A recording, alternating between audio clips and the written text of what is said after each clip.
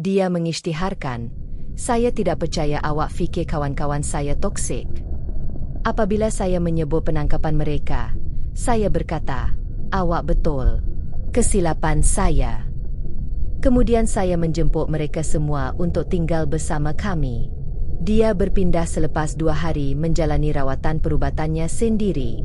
Saya, lelaki berusia 34 tahun, sedang duduk di apartmen saya yang baru tenang, kagum bagaimana memberi seseorang apa yang mereka dakwa mahukan boleh menjadi ujian realiti terbaik yang pernah dicipta.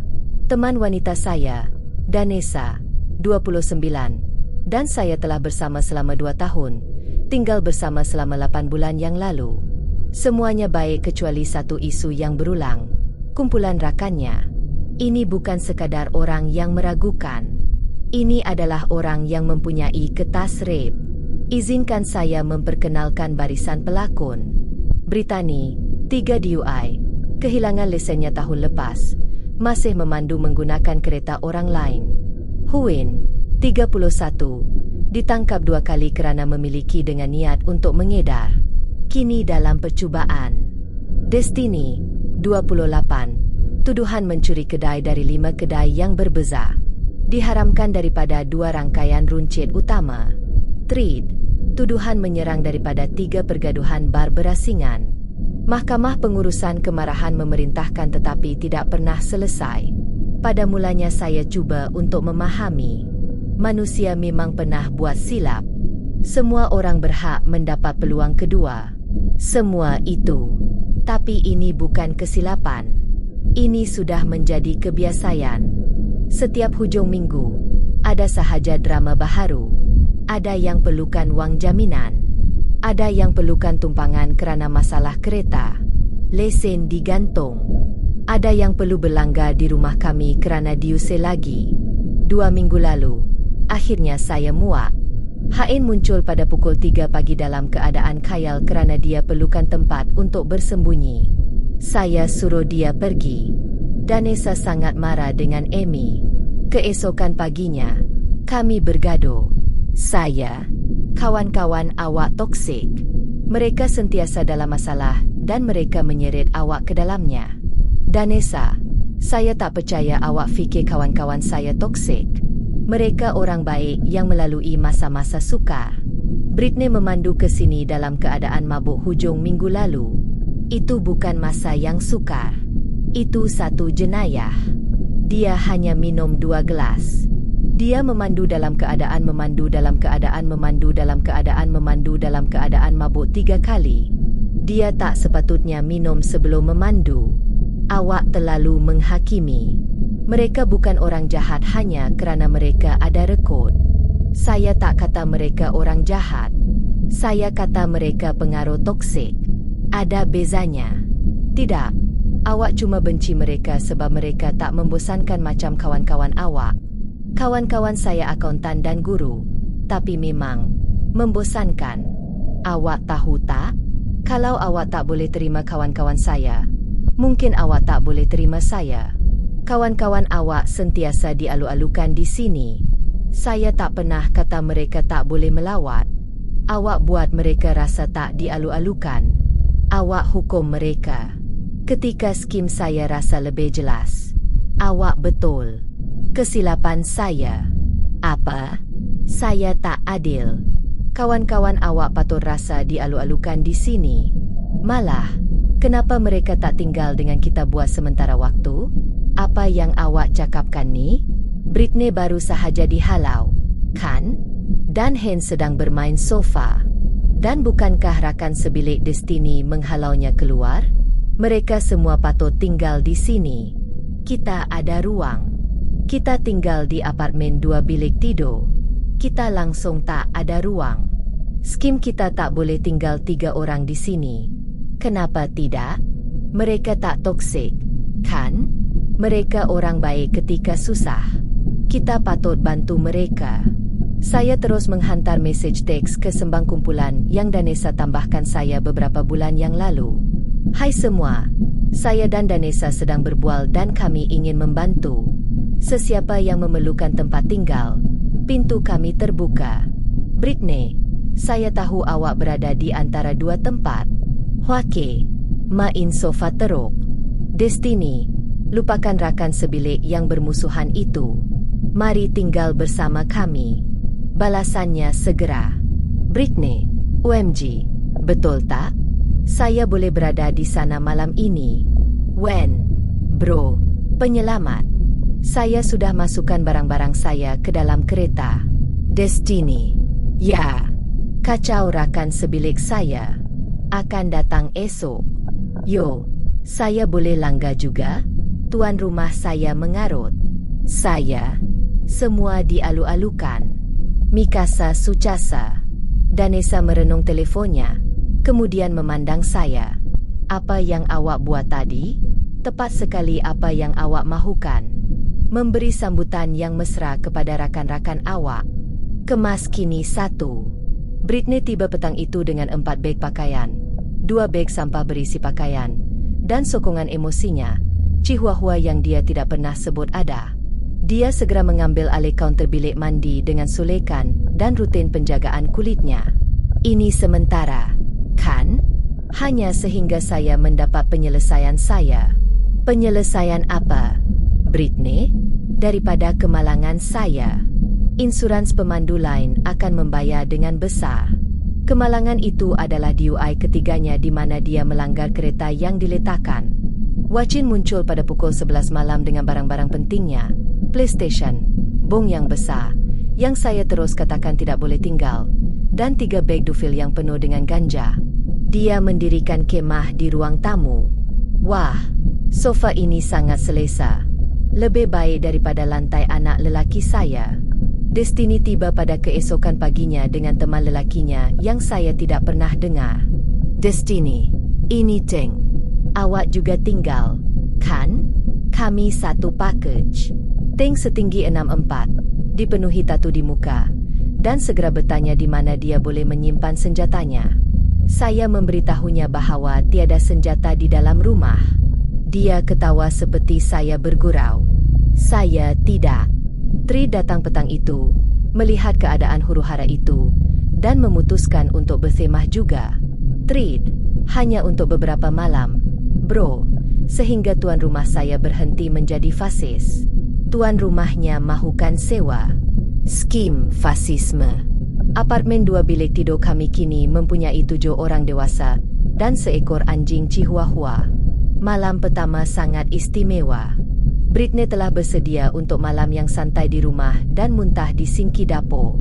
Hakan mengisi bilik mandi dengan panas sehingga penggerak asap berbunyi pada pukul 2 pagi. Teng dan Destiny bergaduh tentang dia menghantar mesej kepada bekas kekasihnya. Tri menebuk lubang di dinding semasa panggilan untuk berhenti bertugas. Lelaki Chihuahua yang tertekan itu kencing di atas katilnya. Danesa cuba mengekalkan pendiriannya. Mereka hanya perlu menyesuaikan diri. Ini persekitaran baharu. Saya. Awak betul sekali. Mereka mungkin rasa tidak selesa. Kita patut buat mereka rasa lebih seperti di rumah sendiri. Keesokan harinya, saya pergi membeli belah. Membeli tilam angin untuk semua orang. Tuala tambahan, kedi mandi, dan sebagainya. Menyediakan situasi asrama sepenuhnya. Malah membuat carta kejar rumah. Saya kuat. Mesyuarat rumah. Memandangkan kita semua tinggal di sini sekarang, kita memerlukan peraturan asas. Peraturan? Saya sangka kita tetamu. Saya? Tidak mungkin. Keluarga awak. Kawan-kawan Danesa adalah kawan saya. Jadi, inilah masalahnya. Semua orang menyumbang. Barangan runcit, utiliti, pembersihan, pesta. Saya agak sibuk dengan kerja. Jangan risau. Awak boleh menyumbang dengan kerja rumah. Awak bertugas di bilik mandi. Ini pelik. Kawan, apa yang pelik tentang membantu rakan-rakan? Danesa, sokong saya di sini. Kawan-kawan awak bukan orang yang suka membebankan diri, kan? Betul. Sudah tentu tidak. Tapi di sinilah ia menjadi menarik. Saya bukan sekadar bersikap remeh. Saya mendokumentasikan semuanya. Setiap kejadian, setiap pelanggaran, setiap jenayah yang dilakukan di rumah saya. Kerana ternyata apabila Anda mengundang huru-hara, huru-hara akan membawa padah. Kemas kini 2. Hari ketiga ialah apabila keadaan menjadi lebih buruk. Saya bangun dan mendapati Hacin mempunyai rakan-rakan di sini. 3 lelaki yang saya tidak pernah lihat sebelum ini sedang menjalankan apa yang kelihatan seperti perjanjian di ruang tamu saya. Wang bertukar tangan, beg kecil diagihkan. Saya dengan riang. Selamat pagi semua. Selamat datang ke rumah kami. Saya sedang membuat kopi. Orang yang tidak dikenali bertempiaran seperti lipas. Guaten cuba berpura-pura. Guaten hanyalah beberapa budak lelaki dari kawasan kejiranan. Awak kenal saya. Sudah tentu. Mana-mana rakan awak dialu-alukan ke sini. Saya mencatat di telefon saya, mengambil gambar sisa makanan di atas meja kopi saya. Petang itu, Destiny pulang dengan beg membeli belah dari kedai yang saya tahu dia dilarang masuk. Saya, wah, perjalanan membeli belah yang hebat. Ya, ada beberapa tawaran. Semuanya masih mempunyai tag keselamatan. Dia menghabiskan masa sejam di bilik mandi dengan pelayar menanggalkannya. Saya kepada Danesa secara senyap. Kawan awak melakukan jenayah di bilik mandi kita. Danesa, awak tak tahu itu. Mungkin kedai terlupa menanggalkannya. Saya daripada 8 barang. Berhentilah paranoid. Petang itu, Britney mengumumkan bahawa dia akan menjemput rakan-rakan untuk menikmati wain pada hari Rabu. Menjelang jam 10 malam, terdapat 15 orang di apartmen kami.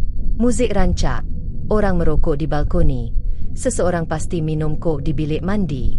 Jiran-jiran menghubungi polis. 2 pegawai muncul. Saya membuka pintu dengan senyuman lebar. Pegawai, kami mendapat aduan bunyi bising. Saya, maaf, pegawai. Kami hanya mengadakan perjumpaan kecil. Kami akan bertenang. Pegawai itu memandang melepasi saya ke arah pesta yang jelas kelihatan. Berapa ramai orang tinggal di sini? Saya sekarang 7. Pegawai di bilik 2 bilik tidur. Ia sementara. Semua orang dialu-alukan di sini. Dia memandang saya seperti saya orang gila. Kurangkan suara atau kami akan kembali. Selepas mereka pergi, saya membuat pengumuman. Hai semua, mari kita hormati jiran-jiran dan pastikan ia lebih senyap. Jangan jadi orang bising. Saya tidak langsung. Teruskan berparti, cuma lebih senyap. Polis kembali 2 jam kemudian. Kali ini mereka masuk kerana mereka melihat Trid menumbuk seseorang melalui pintu yang terbuka.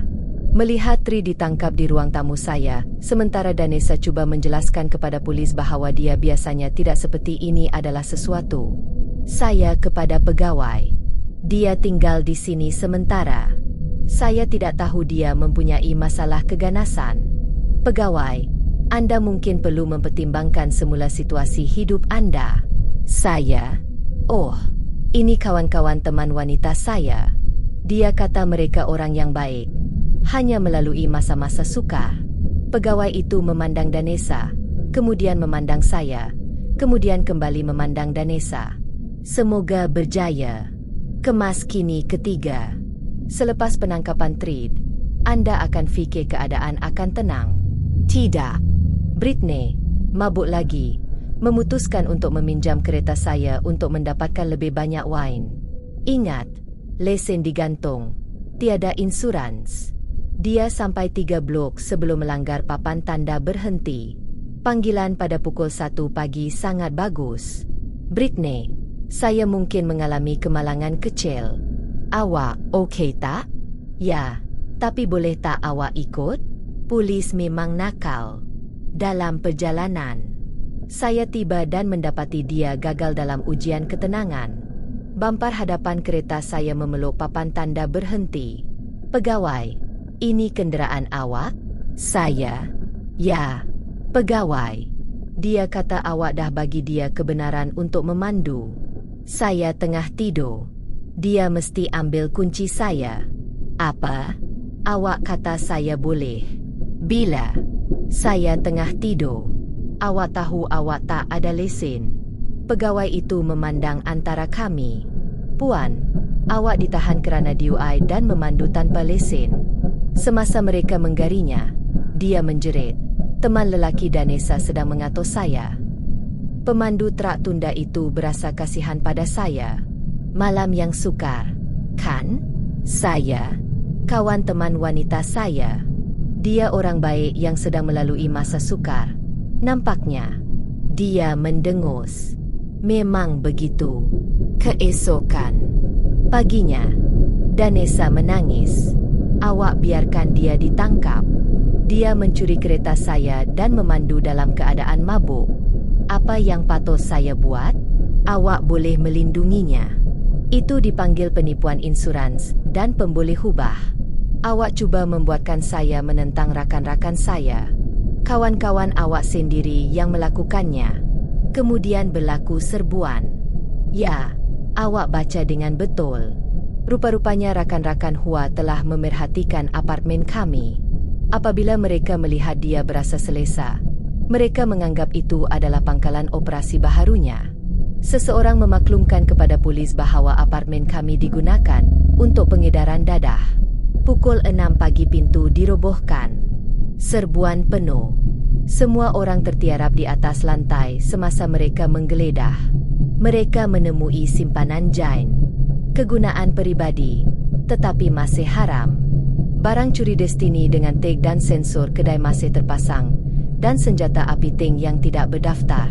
Ingat tak masa saya kata tiada senjata? Kuatin, Destiny, dan tank semuanya ditangkap. Detektif itu menarik saya ke tepi. Detektif, Encik Rodriguez, adakah anda sedar apa yang sedang berlaku di rumah anda? Saya menjemput rakan-rakan teman wanita saya untuk tinggal selepas dia menegaskan bahawa mereka tidak beracun. Saya telah mendokumentasikan semuanya. Anda ingin melihatnya? Saya menunjukkan kepadanya telefon, foto, nota, cap waktu saya. Detektif, mengapa anda tidak melaporkan ini? Saya dan teman wanita saya kata saya sedang menghakimi. Saya mahu memberi mereka peluang untuk membuktikan bahawa mereka hanyalah orang baik dalam situasi buruk. Dia menggelengkan kepalanya. Anda sama ada orang yang paling bodoh atau paling bijak yang pernah saya temui minggu ini. Semasa mereka membiarkan semua orang keluar. Danesa menangis teresak-esak. Danesa, ini salah Anda. Anda menghubungi mereka. Puan, kami menerima maklumat itu 3 hari yang lalu. Teman lelaki Anda tidak menghubungi kami. 3 hari yang lalu, saya membelikan mereka tilam angin. Kemas kini terakhir. Selepas serbuan itu, hanya saya, Danesa, dan anjing Chihuahua itu di apartmen yang musnah itu.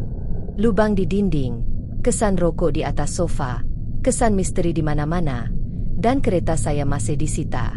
Danesa tergesa-gesa menghubungi peguam, pemegang jamin, sesiapa sahaja yang boleh membantu rakan-rakannya. Danesa, saya perlukan $5,000 untuk jaminan Britney. Saya tak bayar jamin untuk seseorang yang mencuri kereta saya. Pasukan ini memerlukan peguam. Dia sepatutnya memikirkan perkara itu sebelum mengedar dadah di rumah kami. Awak tak berperasaan. Ini kawan-kawan saya. Ini penjenayah yang awak tegaskan tidak toksik. Ketika skim dia marah, mula mengemas barang-barangnya. Saya tak boleh bersama seseorang yang akan melakukan ini kepada orang yang saya sayangi. Buat apa? Berikan mereka apa yang awak katakan mereka layak. Tempat tinggal yang dialu-alukan. Awak yang memperdaya mereka. Saya berikan mereka perumahan percuma. Mereka memilih untuk melakukan jenayah di sini. Awak tahu ini akan berlaku. Saya syak ia mungkin berlaku. Awak menegaskan ia tidak akan berlaku. Siapa yang betul? Dia berpindah keluar pada hari itu, pergi tinggal bersama kakaknya, yang nampaknya telah memberi amaran kepadanya tentang rakan-rakan ini selama bertahun-tahun. Kesannya, Britani, yang disabitkan dengan DUI nombor 4, dijatuhkan hukuman penjara 6 bulan, kehilangan lesennya selama 10 tahun. Kami melanggar percubaan serta tuduhan memiliki dadah baharu dijatuhkan hukuman penjara 18 bulan. Destiny mengaku curi salah laku. Dapat khidmat masyarakat dan ganti rugi. Pemilikan senjata api haram Teng dijatuhkan hukuman penjara 2 tahun. Tuduhan serangan Tri dikurangkan kepada 90 hari dan pengurusan kemarahan mandatori kali ini. Apartmen saya rosak teruk. Insurans menanggung beberapa kerosakan, tetapi saya perlu membayar kira-kira $3,000 untuk pembaikan dan pembersihan. Kereta saya memerlukan $1,800 untuk pembaikan. Harga yang kecil untuk dibayar untuk pengajaran yang dipelajari. Danesa menghantar mesej kepada saya minggu lepas, 2 bulan selepas berpindah keluar. Saya minta maaf. Awak betul tentang mereka. Ibu Britney menelefon saya menangis kerana dia dipenjarakan. Keluarga Wacin menyalahkan saya kerana membiarkan dia tinggal bersama awak. Destiny mencuri daripada kakaknya yang menyelamatkannya. Saya sangka saya setia. Saya bodoh. Saya menjawab, awak tak bodoh. Awak setia kepada orang yang salah. Danesa, boleh kita bercakap? Saya, tidak. Awak pilih mereka berbanding kami semasa mempertahankan kelakuan mereka. Itu bukan sesuatu yang kami boleh bangkit semula. Saya telah belajar daripada pengajaran saya. Bagus. Gunakannya dalam hubungan awak yang seterusnya. Anjing Chihuahua itu sebenarnya bukan milik Britney. Dia telah mencurinya daripada bekas kekasih saya. Saya menemui pemiliknya yang sebenar melalui kumpulan Facebook haiwan peliharaan yang ditemui dan memulangkannya. Dapat ganjaran $500 yang saya sumbangkan untuk pembaikan kereta saya. Kawan-kawan saya fikir saya telah keterlaluan, sehinggakan saya sepatutnya menghalau mereka keluar pada hari pertama atau menghubungi polis dengan segera. Tapi inilah masalahnya. Danesa pasti akan sentiasa percaya bahawa saya adalah orang jahat yang menilai rakan-rakannya secara tidak adil. Dengan cara ini, mereka menunjukkan kepadanya siapa diri mereka sebenarnya. Mereka mempunyai setiap peluang untuk menjadi orang baik dalam situasi buruk yang didakwanya. Sebaliknya, mereka menjadikan rumah saya tempat kejadian jenayah dalam masa kurang daripada seminggu. Saya tidak berbangga dengan apa yang saya lakukan. Tetapi saya juga tidak menyesal. Kadangkala satu-satunya cara untuk menunjukkan kebenaran kepada seseorang adalah dengan membiarkan mereka lemas dalam syayalan mereka sendiri. Saya hanya memastikan saya mendokumentasikan semuanya supaya saya tidak lemas bersama mereka. Apartmen itu sudah dibaiki sekarang. Dapat sofa baharu, tampal dinding, bersihkan semuanya dengan teliti. Ia tenang, damai. Tiada sesiapa yang ditangkap di ruang tamu saya. Tiada sesiapa yang mencuri kereta saya. Tiada sesiapa yang mengedar dadah dari meja kopi saya. Mungkin membosankan, tetapi saya akan menganggap membosankan lebih daripada toksik pada bila-bila masa.